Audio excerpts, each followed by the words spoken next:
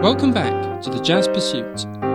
In this video, we're going to look at the classic standard All the Things You Are, written by Jerome Kern in 1939. All the Things You Are was originally written for the musical Very Warm for May.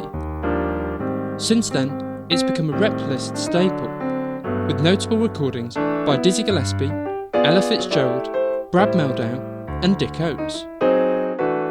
In this video, we're going to break down and analyse the harmony, melody and structure of All the Things You Are, hopefully making it easier to learn and remember. Do like and subscribe, and for a PDF handout that includes the full analysis, lead sheet and piano sheet music of our arrangement, check out our website linked in the description below. Right, let's get started.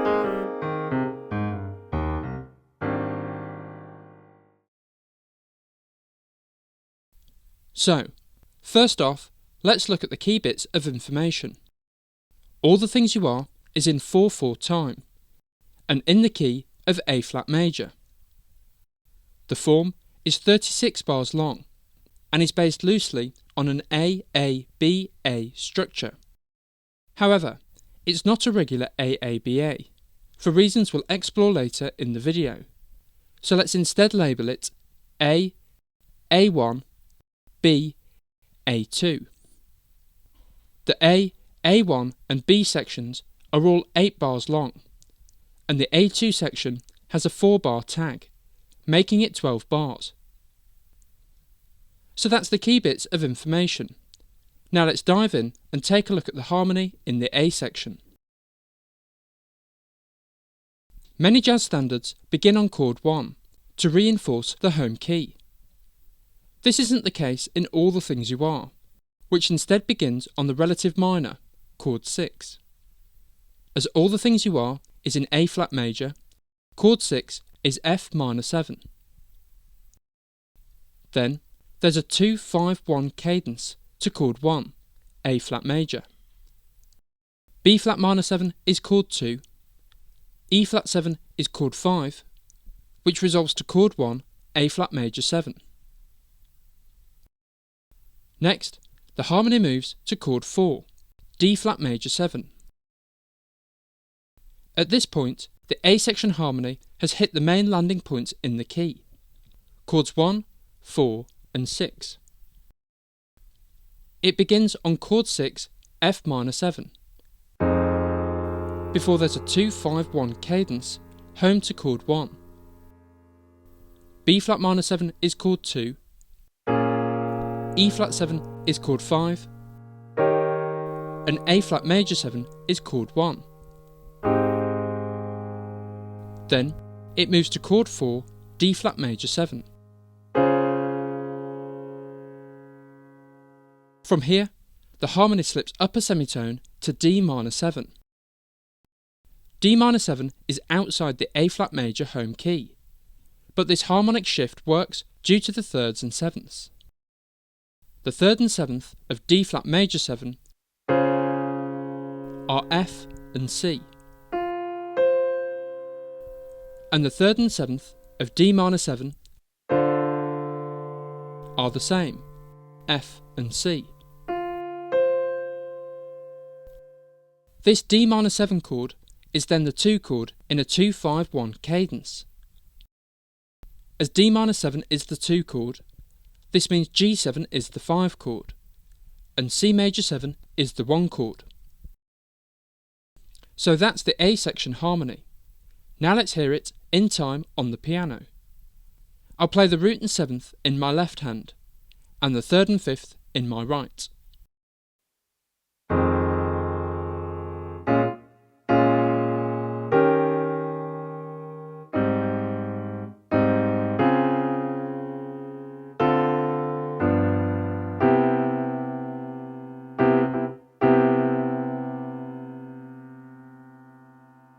So that's the A section harmony. Now let's take a look at the melody. The A section melody consists of 2 long phrases, built almost exclusively using the 3rd of each chord. Phrase 1 begins on the 3rd of the F minor 7 chord, A flat. before rising to the third of the B flat minor 7 chord, D flat. Then it falls back to the A flat, before landing on the third of the E flat 7 chord, G. This G then becomes the 7th of the A flat major 7 chord, before jumping to the third, C.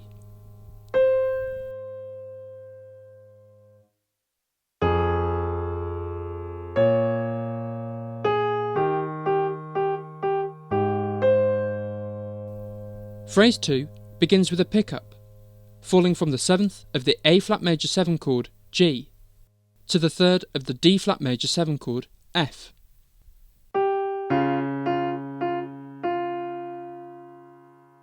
This F becomes the third of the D minor 7 chord, before preempting the third of the G7 chord, B. Phrase 2 ends by falling from the 7th of the G7 chord, F, to the third of the C major 7 chord, E.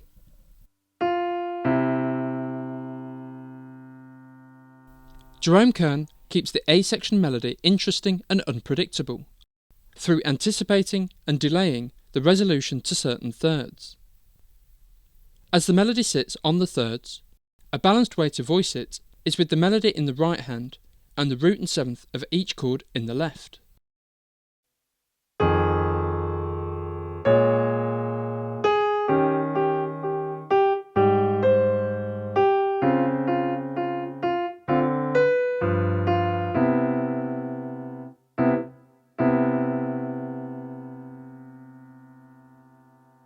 So that's the A section.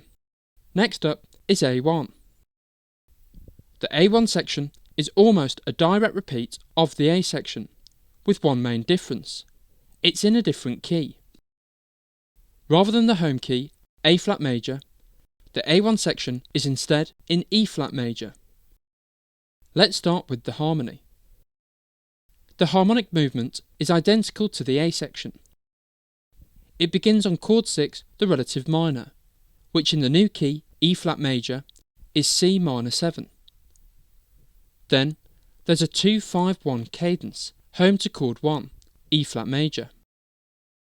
F minor 7 is the 2 chord, B flat 7 is the 5 chord, and E flat major 7 is the 1 chord. Next, the harmony moves to chord 4, A flat major 7. A flat major 7 then slides up a semitone to A minor 7. A minor 7 is outside the E flat major home key, but this works due to both chords sharing the same third and 7th. This A minor 7 chord is then the 2 chord in a 2-5-1. As A minor 7 is chord 2, this means D7 is chord 5, and G major 7 is chord 1. So that's the A1 section harmony, a carbon copy of the A section, only in the new key, E flat major. Let's hear the harmony in time.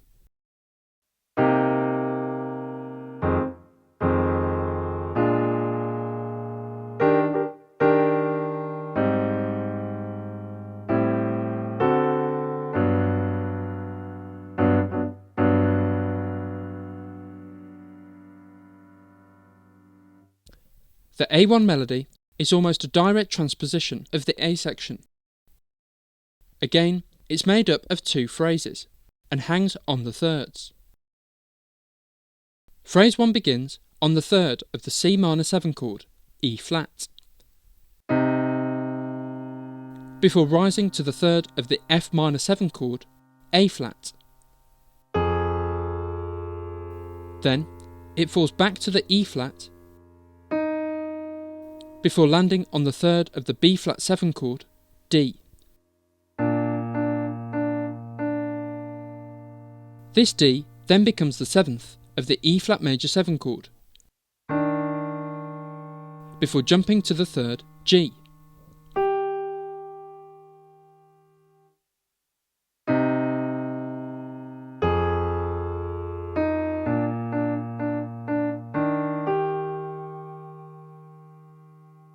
The first phrase is identical to phrase 1 from the A section.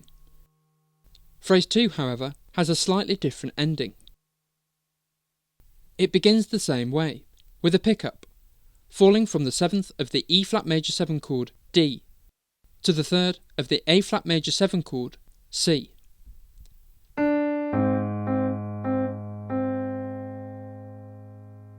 This C then becomes the 3rd of the A minor 7 chord. And here's where the melody changes.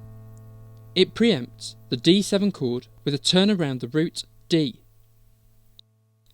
outlining the root D, flat 9 E flat, root D, and 7th C. Phrase 2 ends by resolving to the 3rd of the G major 7 chord B. Now let's hear the A1 melody in time.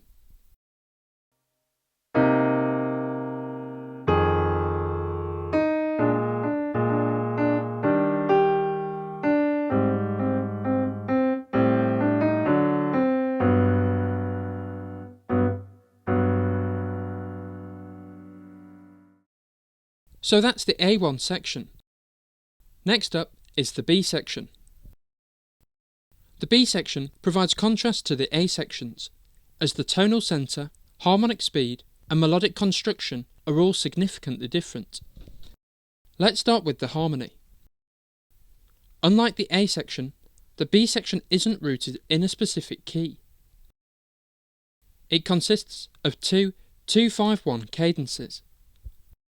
The first 2-5-1 is a repeat of the 2-5-1 to G major that ended the A1 section. A minor 7 is chord 2, D7 is chord 5, and G major 7 is chord 1. The second 2-5-1 is a minor third lower than the first.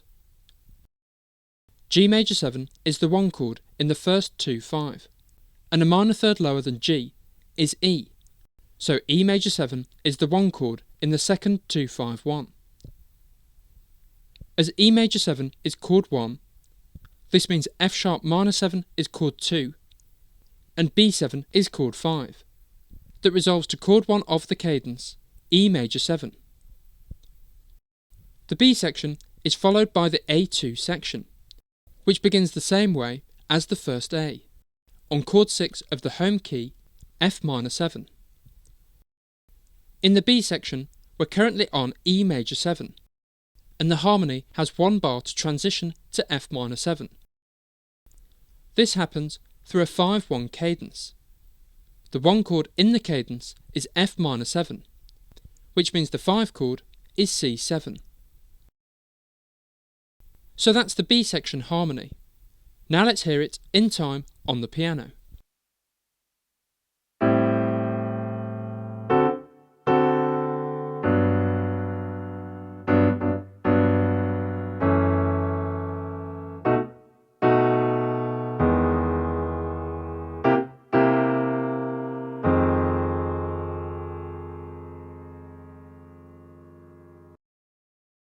Next up, let's take a look at the melody. The B section melody consists of 2 long phrases, but in contrast to the A section, each long phrase is made up of a question and an answer. Question 1 begins in the last bar of the A1 section. It rises from the 5th of the G major 7 chord D to the root G to the 5th D, an octave higher.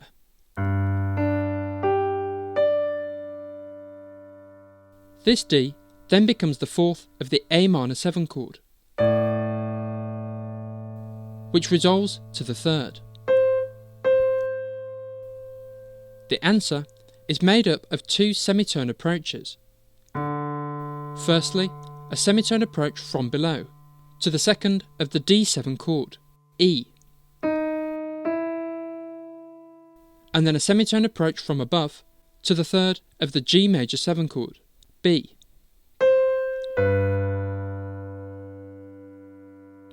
In the second phrase, the question and answer share similarities with phrase 1.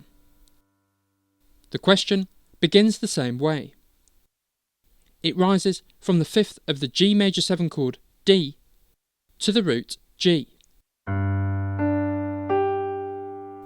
Then, rather than rising to the fifth D an octave higher, it instead rises to the third B. This B enables the change in harmony. Like phrase 1, this note becomes the fourth of the 2 chord, now F sharp minor 7, that then resolves to the third A. Like the previous phrase, the answer is made up of 2 semitone approaches. Firstly, a semitone approach from below, to the root of the B7 chord B. And secondly, a semitone approach from above, to the third of the E major 7 chord G sharp. This G sharp is held across the last 2 bars of the B section. In relation to C7, this is A flat, rather than G sharp, so a flat 13 should be added to the C7 chord symbol. Let's hear the B section melody in time.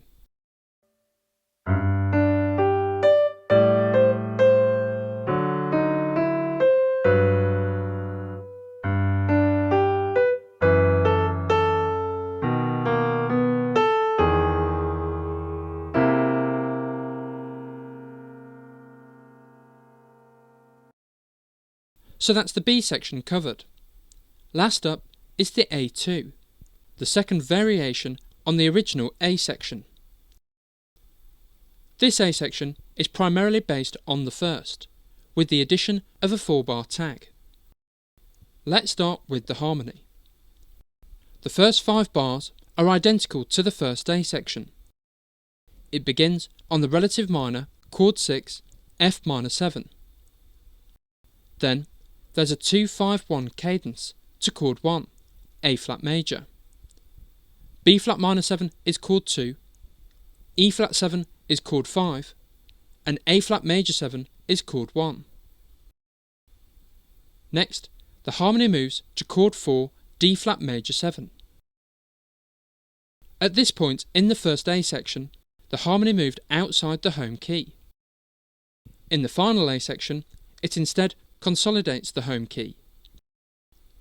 Chord 4, D flat major 7, turns minor to D flat minor 7. Then, the harmony resolves home to chord 1, A flat major, through a 3-6-2-5-1 progression. Chord 3 is C minor 7. Chord 6 is F minor 7. Chord 2 is B flat minor 7. Chord 5 is E flat 7. And chord 1 is A flat major 7. So that's the A2 harmony. Now let's hear it on the piano.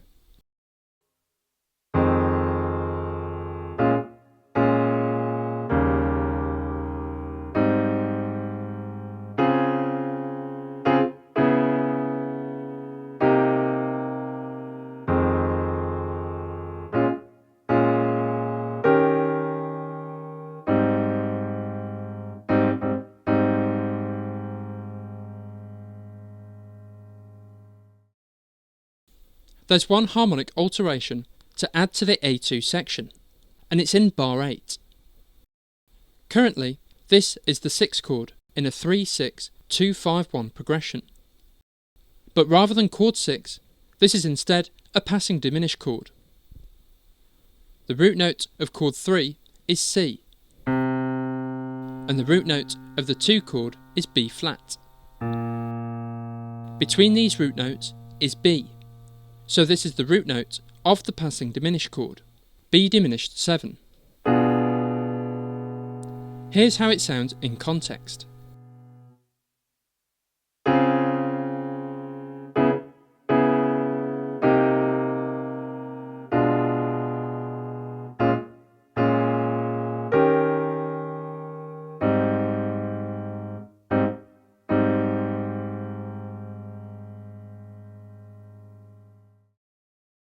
So that's the harmony done, leaving just the melody left to look at. The A2 melody consists of 3 phrases, and the first is identical to phrase 1 from the first A section. It begins on the 3rd of the F minor 7 chord, A flat, and then rises to the 3rd of the B flat minor 7 chord, D flat. Then it falls back to the A flat, before landing on the 3rd of the E flat 7 chord, G.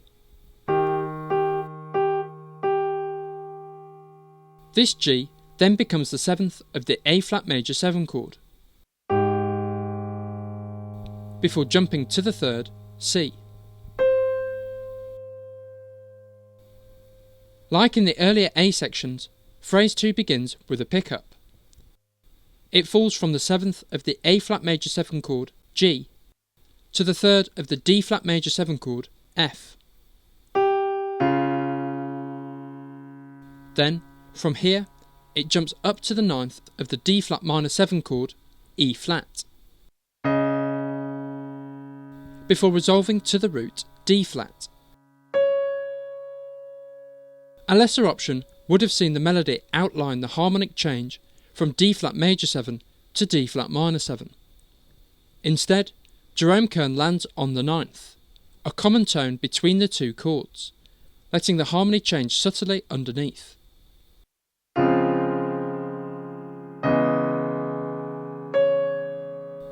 From here, phrase 2 then falls to the 3rd of the C minor 7 chord, E flat,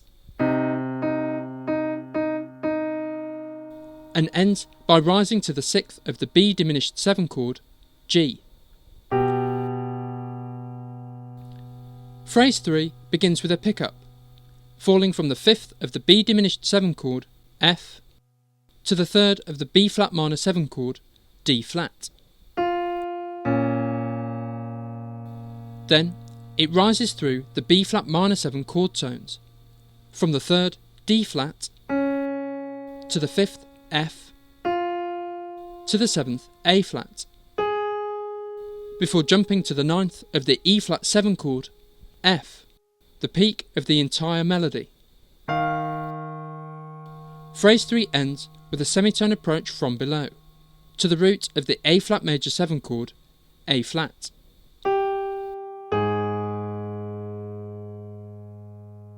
Here's how the A2 melody sounds in time.